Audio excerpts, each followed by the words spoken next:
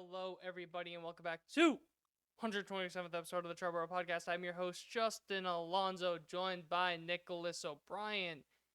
How you doing, Nicholas O'Brien? Doing good. It's quiet, just scary, but I'm doing good. Doing good. Yeah, for us personally, we have obviously a fun weekend coming up, but we also Yes, have. Did you see the reviews on the new Knives Out movie? I did, or a I few am of them. so excited. Yeah, For those that don't know, that is my favorite movie, or one of my favorite, kind of universes of all time. I love franchise. everything about franchises. So excited for that.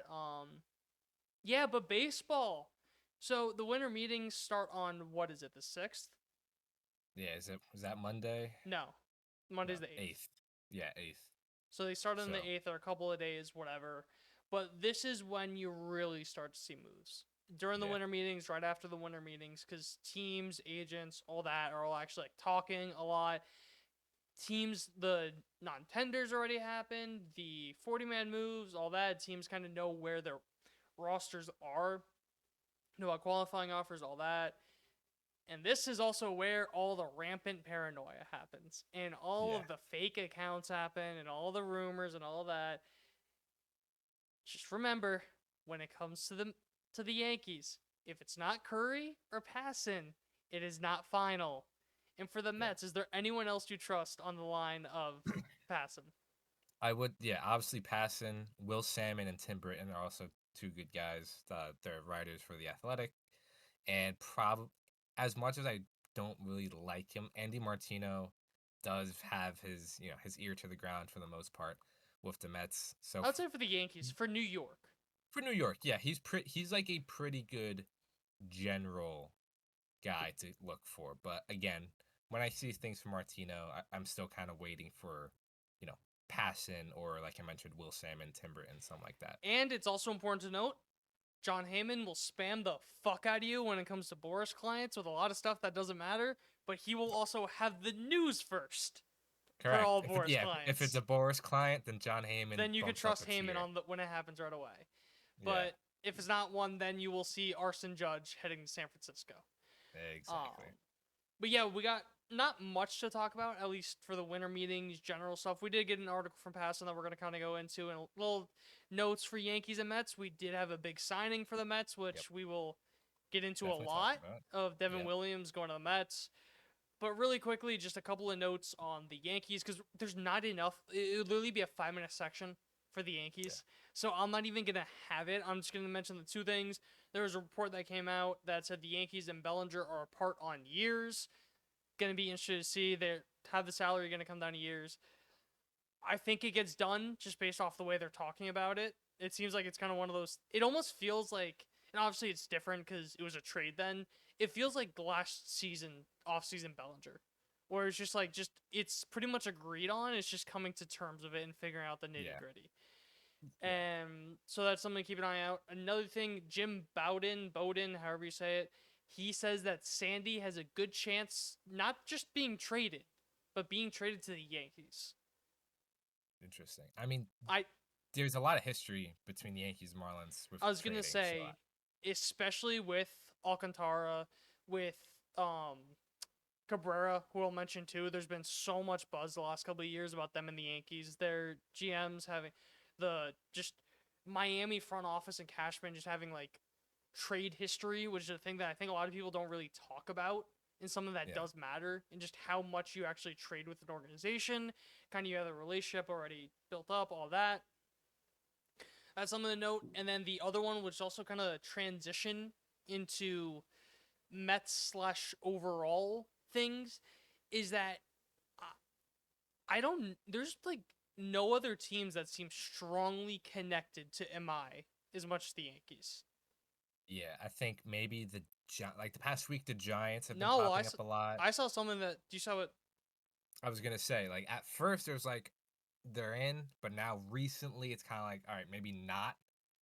Yeah, So Buster it's only tough. said that they aren't going to spend a lot of money on one pitcher. They're a lot more Right. like because they just did not have depth in that rotation. That was like a big Yeah. thing, where they're looking to sign 2 to 3 guys that are solid pitchers rather than one elite star pitcher. So, because that's what I thought too. Like, oh, he's talking about how he wants to beat the Dodgers, all that. Giants make perfect sense, yada yada yada. Now it's like, and because it's also important to mention that Passan and a couple other people, they said they talked to executives, and a lot of them were kind of saying that they could. Some executives were saying that they expect him to sign before the winter meetings are done. Yeah. So it's going to kind of be one of those things of we see a lot of where that market goes during the winter meetings. For sure. That's all I had for Yankees. Want to just go into the Passan article now? Yeah, might as well. All right, so the way that we're going to do it and the way the Passan article was kind of structured is he listed out top 20 guys. He said his prediction on the chance they get traded and kind of some of the fits. You're going to notice a lot of pitchers are fits for the Mets. That's just kind of how it works. The Mets need pitching. Going to put them down. Yeah, there you go. So he has Tariq Skubal as a 10% chance to get traded. Yankees and Mets as suitors. That's an interesting number. Yeah, it seems like it kind of overcorrected. I feel like when the offseason first began, it's kind of like Skubal's probably gone. They're probably going to trade him. They're not extending him, blah, blah, blah. But as we've progressed, it's kind of become more of, well, they don't need to trade him. They could see what's out there. And now it kind of seems like, no, they're not trading him. They're going to stick with him and then see what happens. So is that a leverage play? And Maybe. Again, this could all change within a day. Yeah, this can all change within a day of them not liking a text they got from Skubal and something crazy like that. Then he had Ketel Marte at 40%. He had the Mets, which I don't see personally. My thing is, I get why he doesn't have the Yankees as a fit, but I wouldn't be shocked. And again, me saying I wouldn't be shocked doesn't mean that I expect this to happen, but I wouldn't be shocked if the Yankees were to trade for a second baseman and then move Jazz center field. Because they need a right-handed bat. At least you get the right-handed bat at second base. You put Jazz in the outfield, which he has shown he has been. He didn't play much center field a couple years ago, but when he did, he was graded, I'm pretty sure, as an elite center fielder. He's obviously fast as hell, and that solves a pretty... I think it's a lot easier of a fix than people are giving. Ketel Marte has a very manageable contract, and there has been weird stuff between him and the organization, weird rumors that he wants to be at. Yeah. But let me guess, you have it up now? Clubhouse stuff. But in terms of Jazz playing center, the last time he really played it was 2023. But then he graded as 4 outs above average in center field, which is how many innings? Better than Trent Grisham. Innings. Nope, that's attempts. Give me your innings. Because it definitely wasn't many. No, I don't think so. You could do it. 776 innings in 2023. In 2024, he did play 829 innings, but only graded at about basically average. He was a perfect 0. Yeah. So there's probably still a bit of a learning curve if the Yankees want to go that route. But I think it's good to know that he could probably at least very well, kind of just fake it out there. Just with his speed. His speed and pure athleticism.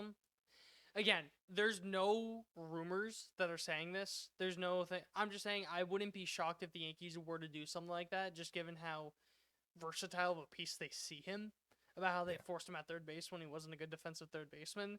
Just kind of along those, that track. Then next up, you got Freddie Peralta, 25%. Mets noted. Something to note too is Dylan Cease did sign with the Blue Jays. Completely forgot to mention that.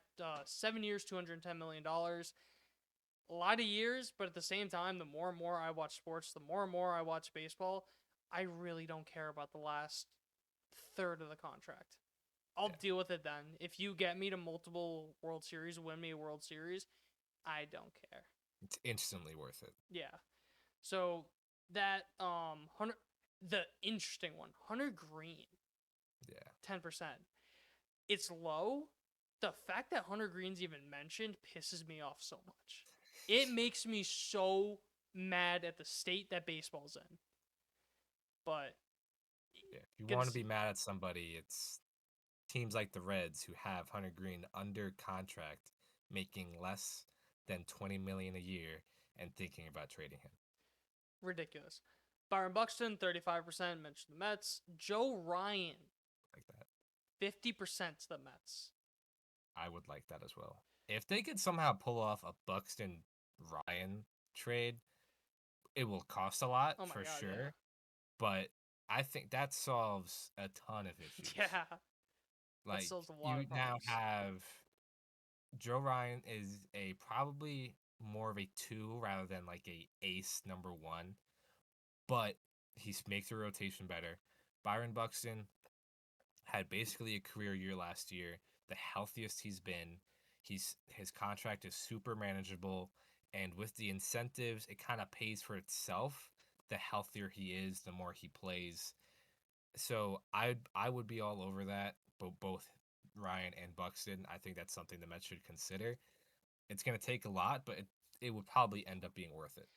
My only thing is I don't think the Twins would package them just because Yeah, based off what they did at the last deadline, where they traded away what was it, like 15 players on the major league right. It was like roster. one, It was one, one, one. one, one, one, one. It wasn't these two guys here, this three guys here. It was Right. one, one, one, one. So obviously we can talk about that. I just don't know if the GM works that way. If that makes any Yeah, sense. I doubt they would package them as well because it kind of feels like it defeats the purpose a little because you are taking on the Buxton Yeah. contract. Even though it is manageable, it's still money you're taking on, so that lowers the value right then and there. And then packaging with Ryan kind of just you can probably get more doing Ryan just by himself Yeah. and the package. Yeah. Then Jaron Duran, 50% mentions the Mets. And then, just so I can mention him too, Willie Abreu is also mentioned at 50% Mets. Seems like one of those guys is gone. Just don't Yeah, know which for sure. one yet.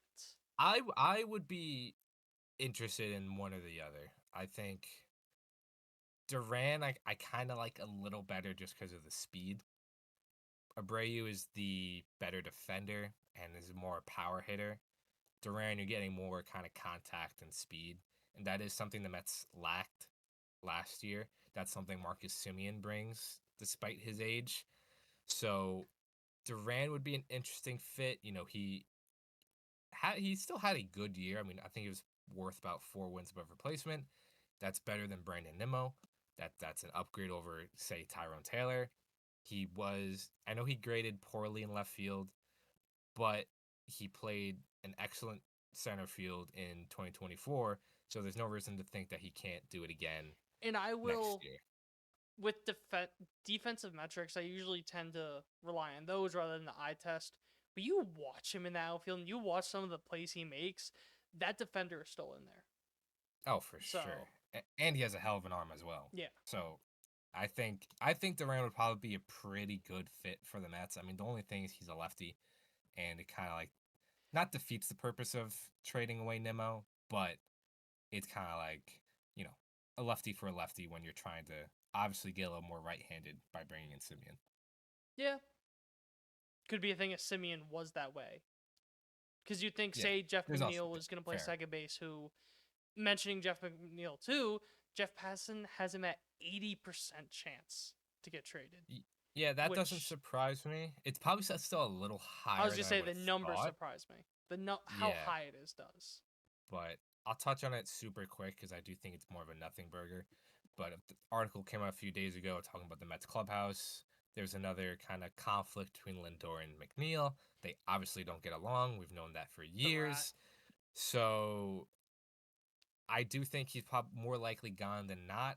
You know, there's really no space for him at second base. I really don't think having him as the pseudo everyday left fielder is also a good answer. Uh, so he's kind of just being pushed out rather than they're trying to get rid of him per se.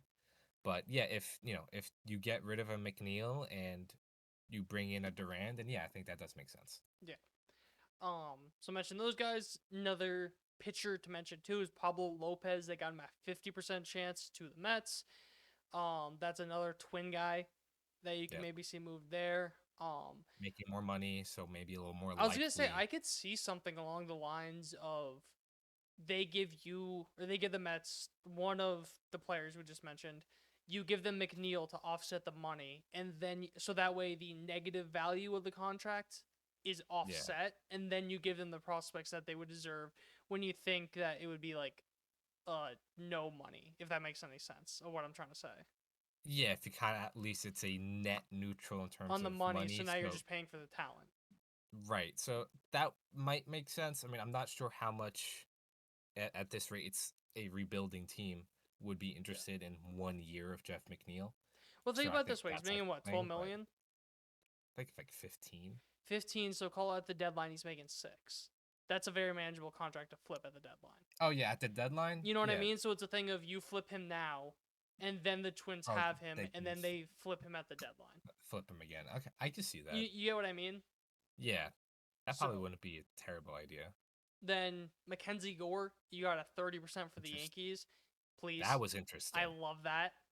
I Yeah, the numbers it feels like there's more to be had with Mackenzie Gore. Because I was looking yeah, at like the numbers and it feels like the ERA, the FIP, the XFIP, all that was a lot higher than I expected just based off of pure stuff. I would absolutely kill to see him with Matt Blake just to see like what he kind of unlocks with him. So that's 2 years of control. That's a guy that I am very much so in on for the yeah, Yankees. Um, Definitely think he can learn a lot from a Max Fried on just pitchability and yeah. I just think him and Max Fried pair up pretty well. yeah. I'm gonna take a look at like their arm angles and pitchability and stuff like that. But just from the initial outlook, I feel like there's a lot to be that Freed can teach Yeah. a Gore. And looking at it quickly now, their movement they're almost identical. Yeah. So I think there's probably something And there the that big thing with Gore is just the control. He just can't yes, just the control, he's just throwing too hard, can't locate all the time, all that. Fit him with the Freed. I think you got something special there. That's obviously just again, rumors, all this, not sure. Just chance him getting traded is still only 30, and that's 30% to any team, not just the yeah. Yankees. So, but just a guy that I am very much so keeping my eye on. Stephen Kwan, Mets 25%. I don't get that. I want nothing to do with Quan. I think he's a fine player. The bat is just not really much of anything. Like Mm, if you're gonna get a left-handed outfielder, again, I'd much rather a Duran or an Abreu over Quan. Quan's probably the better defender of the three between him and Abreu, but and he probably I don't know. cost more, I think, just on a year basis. Yeah, I don't know. Quan doesn't really do it for me, is what I'm Yeah. getting at. I'm gonna skip this one because I'm gonna circle back to it. Chris Bubich, 30%. Mentioned the Mets. Yeah, that one's interesting. I didn't think he would be available. The health is definitely risky, but I'd be interested. Yeah. I don't know what for, but Then I mentioned earlier Edward Cabrera. He's on there, 40% Yankees. I don't see why Passan had Cabrera but not Sandy linked to the Yankees. So again, obviously I don't. That was just like a weird thing I noticed. Mitch Keller, 60% Mets. If I'm the Mets, I am all over him just because he is a quality start merchant. That's kind of the joke. yeah, And usually that's meant in a bad way. No, this is meant in a good way. All he does is just throw quality start after quality start. Then the last kind of thing about the Mets is Lubob at 60%. We've talked how much about Luis yeah. Robert? Still think it makes a ton of sense, especially for Nemo's money. Well, I know you kind of Simeon, but whatever. Yeah. But I think that still makes a ton of sense to take a flyer on him. Yeah. Then a couple other guys before I circle back. Other players mentioned Jason Dominguez would have to be for the right price. Kodai Senga, which I would have said like a week or two ago, no way. Then the McNeil move, or not McNeil, Nimmo move happened. So I'm like, okay, maybe they actually can find a way to get out of the Yeah. contract. The other wrinkle is now also Senga came out like a day or two ago saying he would rather stay with the Mets. How much does that mean? Probably not a ton, but I think it's, something to note that he kind of doesn't want to leave. Yeah. Then two other guys, Mark Vientos, guy I mentioned, that makes sense. And then not Obviously. Yankees or Mets, but a former Yankee and Met. He also had Luis Severino, who had let's call it a year in Oakland. A He year to definitely had a forget. year. Making about 22 a year. Going to be interesting. But then the big one that if I am the Yankees, I am all in on. I was all in on him last offseason. Brendan Donovan, 75% chance. I, the big thing last offseason was it felt like that the Yankees were the number one team trying to get Brendan Donovan, but the Cardinals just did not want to move him. Now, if it seems that the Cardinals are going to move him, I want the Yankees to be all over him. Jason Dominguez, bye. If they want Spencer Jones instead, bye. I don't. Anyone not named Lombard or LaGrange, honestly. Bye. Yeah. Just where ideally, where would you play him? Well, that's the thing that I love the most, is that he just how versatile he is. That the reason I mentioned earlier about moving Jazz to center, Brendan Donovan can play second. He could play third if you need to. He could do whatever you need him to do. That's fair. So I love Brendan Donovan. Maybe a few too many lefties, but I also just think he's such a good player that sure, just do it. I don't care. Especially because say they do bring back Cody Bellinger too. Bellinger hit lefties better anyways. So that's essentially a righty if you want to think about it that way. So you could even have a platoon thing sometimes with him and Grisham, if you want to, where Grisham just doesn't play against lefties, Donovan maybe, and then someone else, however you want to work it out that way. But yeah, that's all those names. Kind of the names that strike me the most are Brendan Donovan, Mackenzie Gore, kind of like the two names for the Yankees that I'm like, yes, please. Sandy and Cabrera, definitely interested in too. But what's kind of like the one guy on there that you see that you're like, please God, for the love of God, please? I think it's Joe Ryan. Yeah. Honestly, I think. Which I do not blame him. Yeah, he is an excellent starter. He has multiple years of control. The Mets need top end pitching, and he's likely would be the best pitcher on this roster. Nolan McLean, as special as he looks and as good as he was down the stretch, he's still mostly an unknown. So to have that kind of like not parachute, but like safety net of having somebody like Ryan in the rotation, I think would be pretty beneficial. And then, you can work around everything else. But it's probably Joe Ryan, then I'd probably go one of the Red Sox outfielders as like a You would go not them so over close Buxton? second. Yeah, I mean Buxton is just I'm not as much as I like him, the injury concerns are still very real. And just for those that don't know, because we've talked about him before with Carlos Correa, it is those levels of injury concerns, if not worse. Yeah. So, because 2025 was the healthiest he's ever been. He had a career high in plate appearances with 542. That was still only at 126 games. So he still missed nearly 40 games. So that and, someone like Duran, especially, I think, brings the speed that Buxton brings. I still think he's probably an elite defender.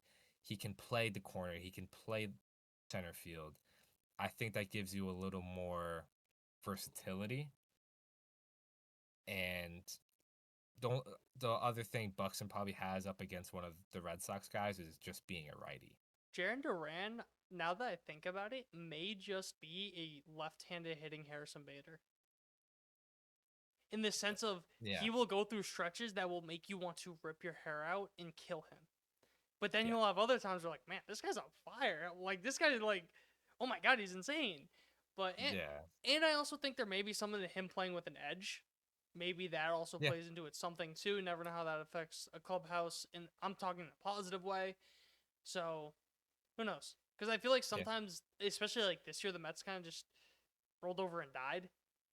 They were a big nothing burger. Like, that's what I You mean. know, It there was just, they there was there didn't. was no sauce. Yeah, I feel like you need a sauce. I think Simeon brings that a little bit, but more of a kind of like behind the scenes. Mm-hmm. Duran's more of a on the On the field like field, in the hype guy. face, Yeah, like talking I think shit. he would mesh well, hopefully, with like the younger guys, with a Beatty and Alvarez, something like that. But Just on keep the him flip away from the side, tennis rackets. yeah, on the flip side, there might be a little bit of some character concerns, especially in a market like New York. But New York, Boston, if he can kind of handle it for the most part, But I feel like his personality plays a lot better to Boston than it does New York. yes, So that's definitely, another part of it too. Or the right, dirty water. yeah. But So we'll see, but yeah, I mean, yeah, it's Joe Ryan, and then I guess kind of have your pick on a Red Sox outfielder or a AL Central outfielder. yeah. And I would mention too with because also just to mention Abreu and Duran both incredibly streaky. Yes. So that is Love kind of that. what you're getting when you're at this tier of player. You're getting Mhm. a guy that could be awesome or a guy that you do not want on your team. Yeah, yeah, So for sure. that's all I had. Really, it's going to be very interesting to see how the winter meetings go. If you had nothing else, we could hop on over. Yeah, that's about it. So with that being said, let's head over to Queens. We'll talk about Devin Williams.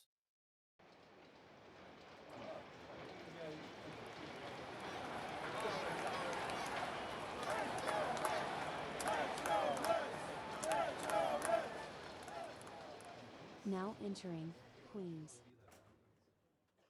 What's going on, everybody? Welcome back to Queens. We're going to talk about a fresh new reliever for your New York Mets. Coming from across town, Devin Williams is signing a 3-year, $51 million contract with the Mets. No opt-outs, no options.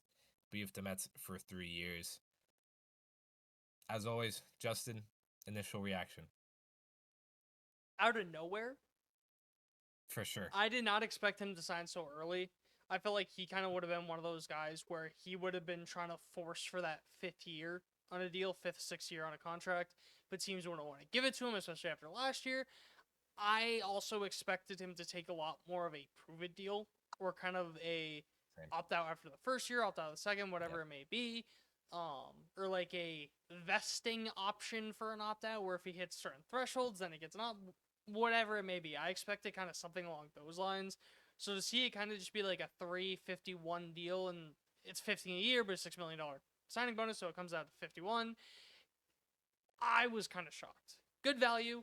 We'll kind of get into some of the positives and negatives, but I like it as is. I like it a lot Yeah. as is. Yeah, definitely. I'm gonna agree with you. I definitely thought it was gonna be more of a prove it deal. Either straight up 1 year or, like you said, a couple years of an opt out of the first year. I'm shocked that both now Williams and Ryan Helsley both signed before Diaz, which I found completely surprising. I thought it was gonna be the usual top dog signs. Guys below him kind of now have Trickle a down, market yeah. to work with. I was driving a parade float while Ryan Helsley signed. So I was like I was like, oh, what? He signed? How much? While Yeah. I'm literally driving a car on a parade that went Yeah. over 3 towns. It was a 2-hour So a little parade. busy. Yeah. Just a little busy. Yeah, But like you mentioned with the signing bonus, there's also 15 million deferred.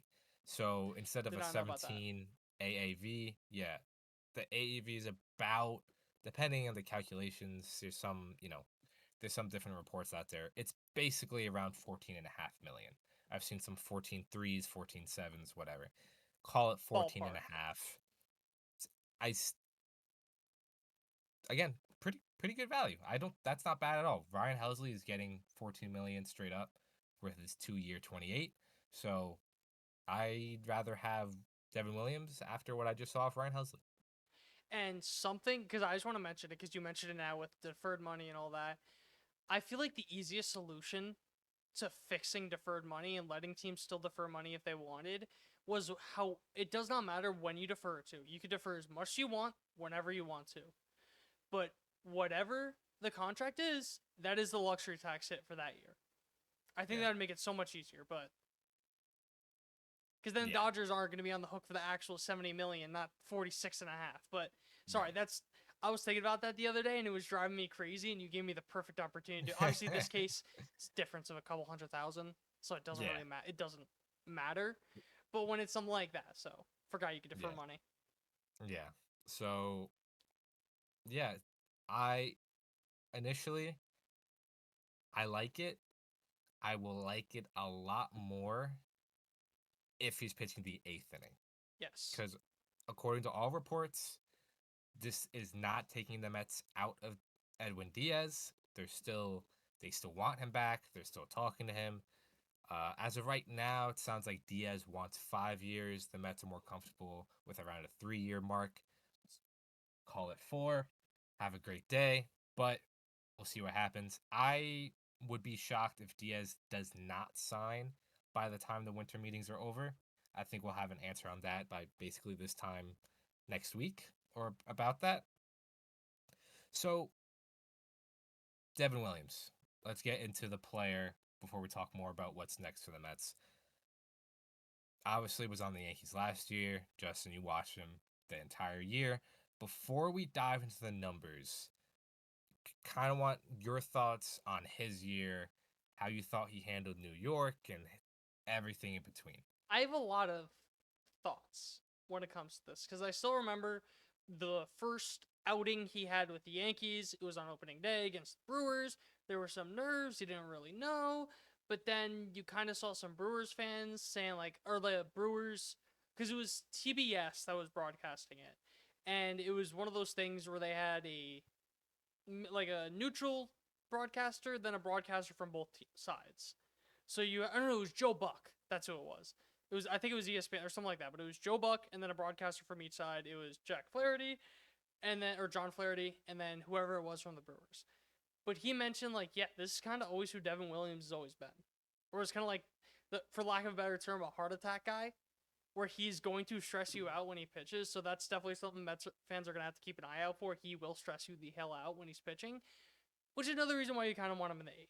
Because there also was stuff I was seeing during the middle of the year with the Yankees where a lot of people were talking about, you look at Devin Williams, and a lot of the time his best stretches were when there was someone else in the 9th, whether that be Josh Hader, whatever it may be.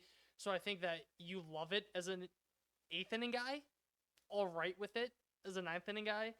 And I'm also curious to see, because I think he really got over the nerves of pitching in New York more towards the end of the year. I even said on here, I would love if the Yankees re-signed him. I wouldn't be mad if they didn't, but I'd also welcome him back. And I even floated the idea of throwing him the qualifying offer just to see what would happen. And so it really comes down to that. How much is the difference going to be of pitching in New York versus pitching in Queens? Is he going to be, or pitching in the Bronx versus Queens? Is there going to be some level of, because this was something I thought, and it's not going to be to that extent, but there was a level of when Gary Sanchez went from the Yankees to the Mets, and I still feel like that wasn't enough of a reset. I feel like it's almost a soft reset, which could almost be a worse thing. I don't think that's going to be the issue here, but it's definitely something to kind of keep in the back of your mind, something to keep an eye out for. Yeah, I think definitely it seemed like he learned to appreciate New York for what it was as the year went on. Because it's not, especially for relievers who, you pitch in so many limited opportunities at such small spurts at a time that one bad outing is going to ruin your entire stat line, and that's going to be the one thing fans are going to remember. So it's definitely obviously a tough market to pitch in, but at the same time, a lot of his struggles can kind of be shrugged to shit happens, and kind of just like, not to say that he was as good as he was in the past and just got unlucky, but he definitely was not as bad as the 4.79 ERA states, the 4 blown saves, his highest whip since 2021. He had 3 months of a walk percentage higher than 10%. So there were some struggles that he still dealt with that made him a worse pitcher. But you look at everything under the hood and you see the 2.68 FIP, the 3.11 expected ERA, the near 35% strikeout rate, the 25.1% K minus walk rate, 97th percentile in chase, 99th percentile in whiff. You know, a lot of the under the hood stuff that teams are really looking at, especially for relievers, they don't really care about ERA. All that stuff was excellent to elite. Another thing too that I completely forgot to mention, and kind of a reason why I was shocked he signed with the Mets, is it kind of seemed like he never wanted to be in New York in the first place. Mm-hmm. It kind of there was a lot of buzz saying that he wanted a central team just to be close to home, and Yeah. that like he was kind of mad that he got traded to the Yankees. So seeing him go to the Mets too, shocking. Interesting. I think maybe he had a good relationship with David Stearns. Could be that Obviously, too. that's something to keep in mind. I think also the fact that he got a straight 3-year deal. I think it's important to remember that David Stearns was willing to trade Josh Hader away, For knowing Devin Devin Williams. Williams would become the closer. So could be something, could be nothing, but I think that speaks to the level that David Stearns holds Devin Williams. I think he sees him as a great pitcher. I think he's a great pitcher.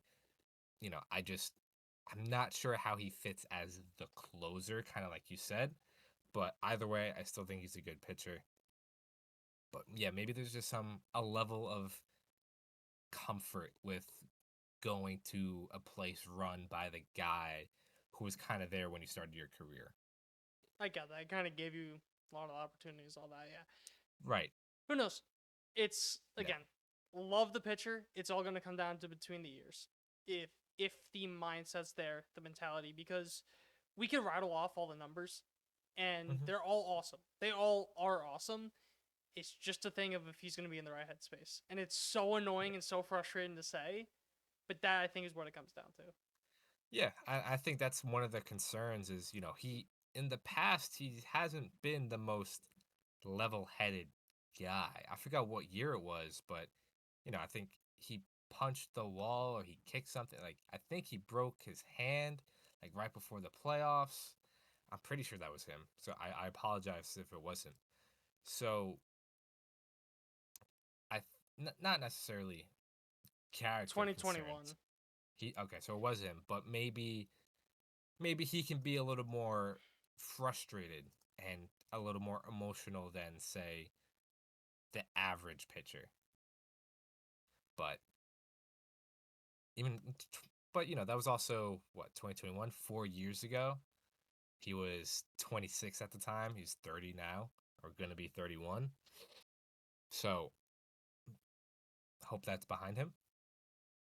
I think the other concerns I have with him, this is more so long term rather than going right into next year, is he's really just a two-pitch guy.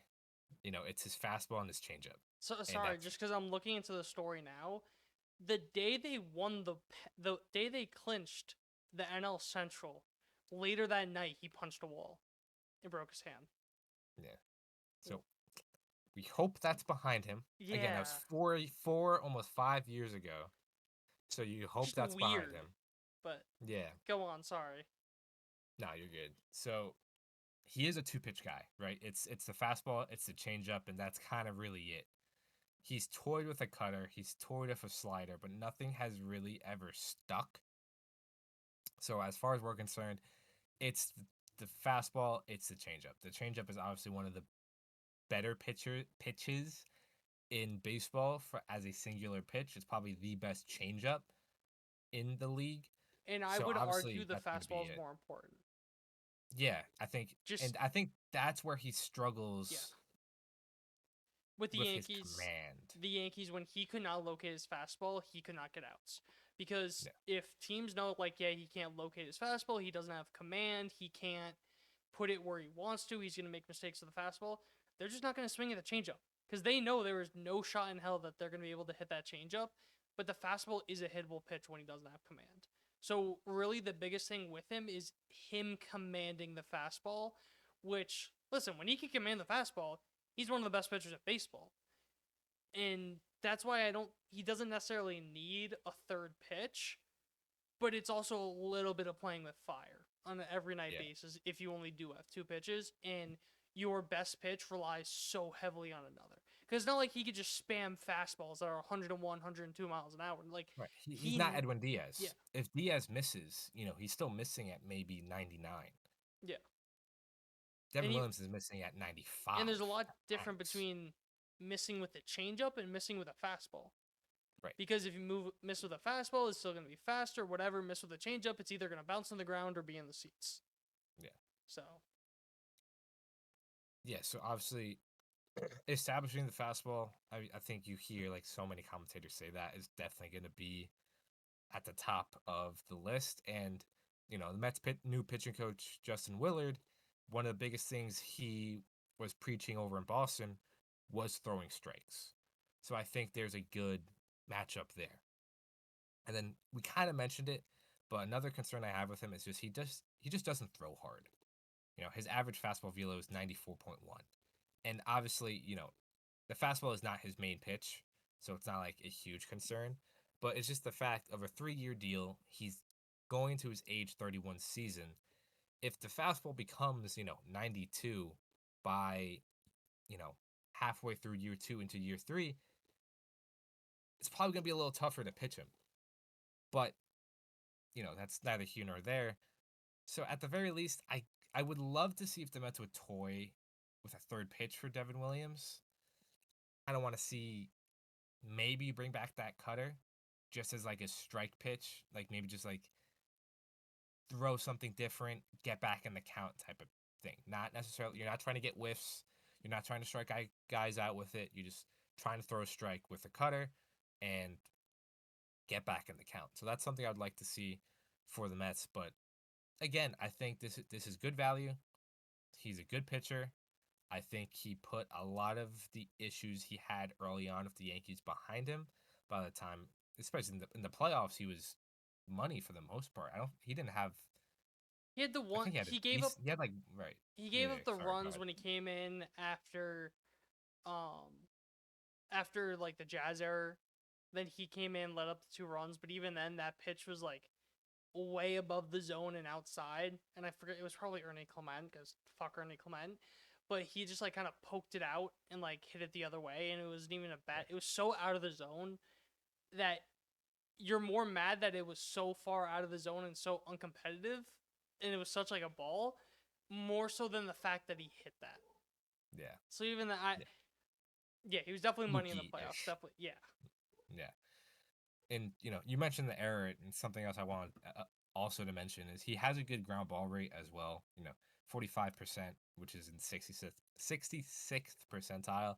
The Yankees had their issues with defense, yada, yada, yada. I wonder if now that you have Lindor and Semien and you have Beatty, who is an above average third baseman at the least, first baseman remains to be seen. But I wonder if they try to lean more into the ground ball rate for him, or at least maybe try to tick it up a little, or try not necessarily not to strike out many guys out, but maybe have the ability to pitch more to contact to trust your defense. Because I'm trying to look, his years with the Brewers, he kind of was around the same. The highest it ever was 61%, but that was in 2020 and only 27 innings. So it's such a small sample. He's kind of been around the 45-50% rate for his career. Even with the Brewers, who obviously preach defense to the moon. But I'm also curious if maybe that's something they want to look at as well. My only worry is you signed him to be what he is now, and he's elite at what he is now. So it's kind of like it's not broke. Why try to fix it? I'm not trying to fix it. No, I know. I'm trying to tweak. But no, I you completely get what I mean, understand where what it's you're just saying. like may not need to be tweaked, and it can almost be a thing of overmanaging. But yeah, you don't want to try to change who he is, which then devalues what he does well. Yeah. So. And even say it's a thing of, I think that him getting off to a fast start is very important, because if not, he's going to be hearing it from all of New York now, not just the Mets. So Yeah. that was kind of like what I was saying earlier about how like it may not be the best place to have a soft reboot or reset if you needed that, because you're also going to be hearing it from Yankees fans clowning on him for going to the Mets. So he really needs to get off to a hot start, and I just worry about if you're tweaking stuff just for the mental and like the person aspect of it, that it's gonna look rough at first if you do that. Yeah. But That's fair. That's fair. But that's kind of all I had on Williams, the pitcher, and the signing. Again, I like it. I will like it a lot more if he's pitching the eighth inning. But as far as what's next, like we mentioned, Edwin Diaz is not out of the picture. I will say it if they still want to go after Diaz, if they still want to bring him back, having about $45 million between three relievers when you factor in AJ Minter, Devin Williams, and say Diaz is still getting around a $20 million a year mark, having $45 million between three relievers is pretty risky. That's not something I see David Stearns doing, but I'm also shocked he gave Devin Williams 3 years. I'm shocked he gave AJ Minter $11 million a year. So maybe coming to New York is, or scratch that. Maybe what he did in Milwaukee isn't necessarily the best look at what his philosophy is, just due to budget constraints. So I'm curious about that, but again, that is more of a byproduct of the fact the Mets haven't been able to develop a reliever, which we talked about at the beginning of the offseason. Even with Devin Williams, this bullpen is looking very shallow. It looks a lot better than it did, 24 hours ago. But it's Devin Williams, AJ Minter, Brooks Raley. AJ Minter is probably not starting the year healthy. So for the first month or so, it's Devin Williams and Brooks Raley. And then you got, your Huascar Brazabons, your Austin Warren, your Dickey Loveladies. So they have a lot of work to do. Signing Diaz helps that a ton, which I think is probably the highest level of like, this is why you should be signing Diaz, is to help this bullpen. So I'm very curious to see what they do. But what's your gut reaction on Diaz as of now? it could go both ways, in the sense of this is a move that you may have made regardless about Diaz, or it could also be insurance. It could be hedging. It could be a thing of you don't like the way the market's trending for Diaz. It can mean so many different things, and that's the annoying part, because there was like buzz about Devin Williams or Edwin Diaz going to the Dodgers. Not really much buzz about Williams going to the Mets. Then Williams goes to the Mets, and now the Dodgers really need a reliever. The Dodgers have always been very aggressive in getting and acquiring relievers. They gave Tanner Scott 4 years. Call it, what was it, $79 million, $76 million. I think it was 19 a year. So they're very aggressive in acquiring relievers. I feel like we've heard Diaz mentioned with them a lot. So it just comes down to that, and I think it's just going to come down to years more than anything else. Yeah, and it definitely, as of right now, it definitely seems like years is going to be the issue. 5 years is a little tough for Edwin Diaz. That's probably something I would rather not do. But honestly, if that's what it takes to bring him back, I'm okay with giving Diaz 5 years. I'm not sure. Maybe not at 20 million. If there's maybe some wiggle room with the AAV, you can work around that. But 4 is probably the sweet spot. I'd be shocked if he doesn't sign for 4. Yeah, I'm trying to do math in my head right now. I think that maths. What are you thinking? Yeah, I think call it 590. Would you do that? That's about 17 and a half, I believe, a year. Or it's 18 and a half. It's 18 a year. Yeah, 18 flat. Yeah, I would do that. Okay. I think Would you when do it comes 500? to Diaz, 500, if that's what it takes to get it done, like if I say, hey, well, this is the offer and he will sign it, I'd probably do that as well. Okay.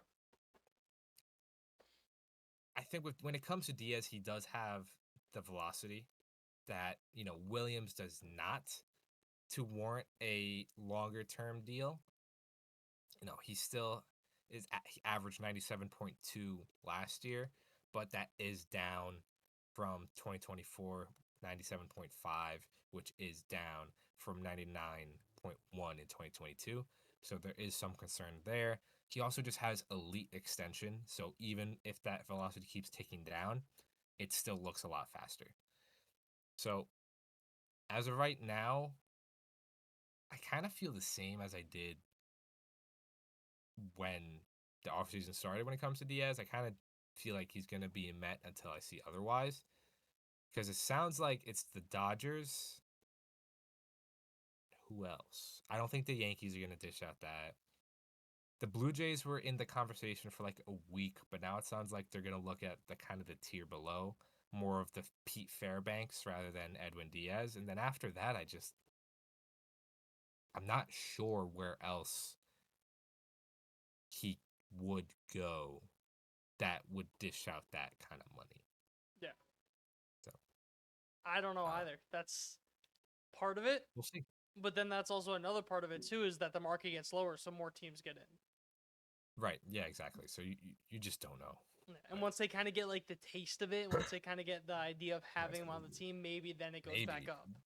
Yeah, they kind of sell themselves on the fact you got Edwin Diaz, but so who knows? That's gonna be a very interesting one. My only concern is that if you add money, I know it's not much, but you add money in payroll with Simeon, like the net positive or net like positive, something. Six. But that still does add up when you're also saying, all right, 15 to Devin Williams. All right, what is it? 20 to Edwin Diaz. Right. Still needing a Alonso, first baseman. Still needing an outfielder. Still needing more pitching. Still needing this. So it's more bullpen. So it's one of those things of, does Edwin Diaz coming back help the team, or would going a different route help them more? Right. I mean, I think it's a question of, would you rather have Edwin Diaz or Pete Alonso? Yeah. And I think that's a tough conversation. With Devin Williams signing with the Mets, I think Pete Alonso is probably the better answer. Just because what other first baseman? Not much, though. Well, more so on a market thing of what other first basemen are there. Yeah, I mean, you signing Paul Goldschmidt, like that's kind of what I mean. Where it's a thing of, you got a great pitcher, a great reliever. There's no real backup plans for Pete Alonso. I did see that the Cardinals were a lot more willing to listen to Wilson Contreras. Right, so maybe that's the answer. That's the answer there. Like 2-3 years left. Passan did mention him, didn't have him linked to the Mets. That could be something that could also be nothing. Yeah. Who knows?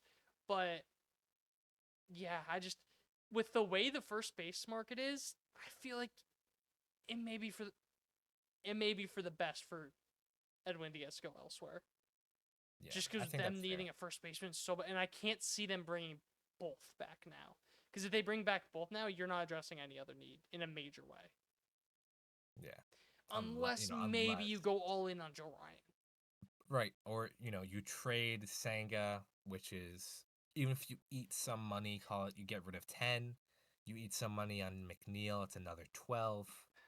But also the money that's getting added up that you still are eating. Yeah, for sure.